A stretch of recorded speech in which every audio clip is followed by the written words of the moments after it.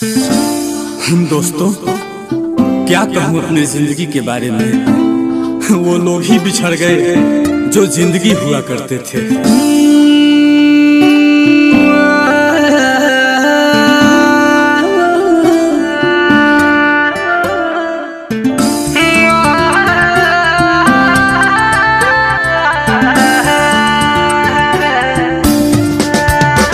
जब डोली उठेगी मेरे यार की, जब डोली उठेगी मेरे यार की, वो संभल जाएगी मैं बिखर जाऊंगा। जब डोली उठेगी मेरे यार की, जब डोली उठेगी मेरे यार की, वो संभल जाएगी मैं बिखर जाऊंगा। आएगी जब बारात मेरे यार की, आएगी जब बारात मेरे प्यार की, ये तो सच है कि उस दिन ही मर जाऊंगा। जब डोली उठेगी मेरे यार की, वो संभल जाएगी मैं बिखर जाऊंगा। जब डोली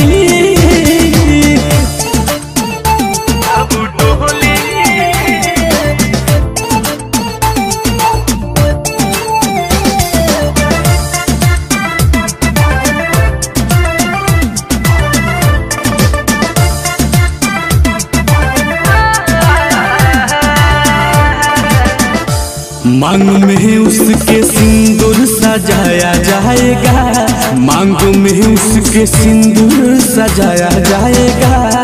रोऊंगा मैं मुझे समझाया जाएगा। नैन मुझसे कभी न मिला पाएगी, नैन मुझसे कभी न मिला पाएगी। सामने उसके मैं तो कर जाऊंगा। जब डोली उठेगी मेरे यार की, वो संवर जाएगी मैं बिखर जाऊंगा।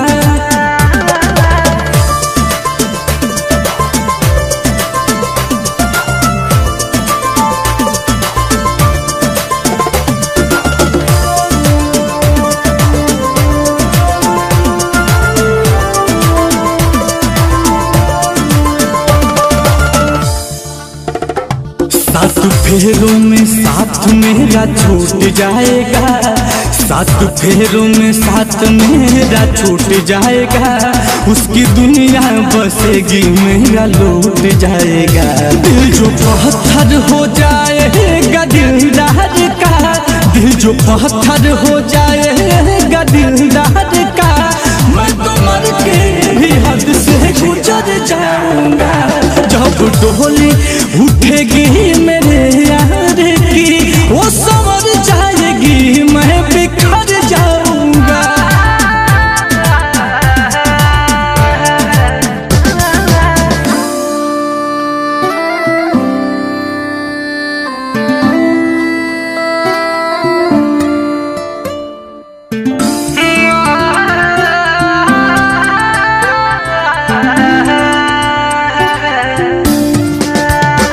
दास्तां दर्द दिल की सुनाऊं कैसे, दास्तां दर्द दिल की सुनाऊं कैसे।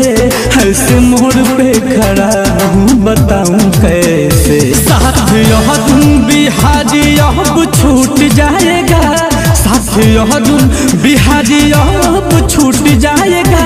नीरज नील कमल मोहन के घर जाऊंगा।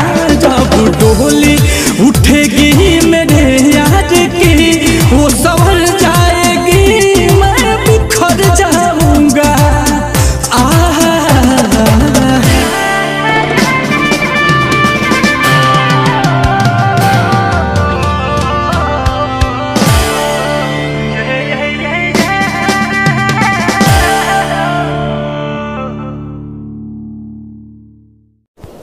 हाय फ्रेंड्स, अगर आप भोजपुरी के सभी नए गाने को अपने मोबाइल पर सबसे पहले सुनना चाहते हैं तो प्लीज़ हमारे चैनल को ज़रूर सब्सक्राइब कीजिए और साथ ही घंटी वाली आइकन को ज़रूर दबाइए, जिससे हमारी हर वीडियो की नोटिफिकेशन आपके पास सबसे पहले पहुंचे और आप भोजपुरी के सभी नए गाने को अपने मोबाइल पर सबसे पहले सुनिए। Thanks for watching.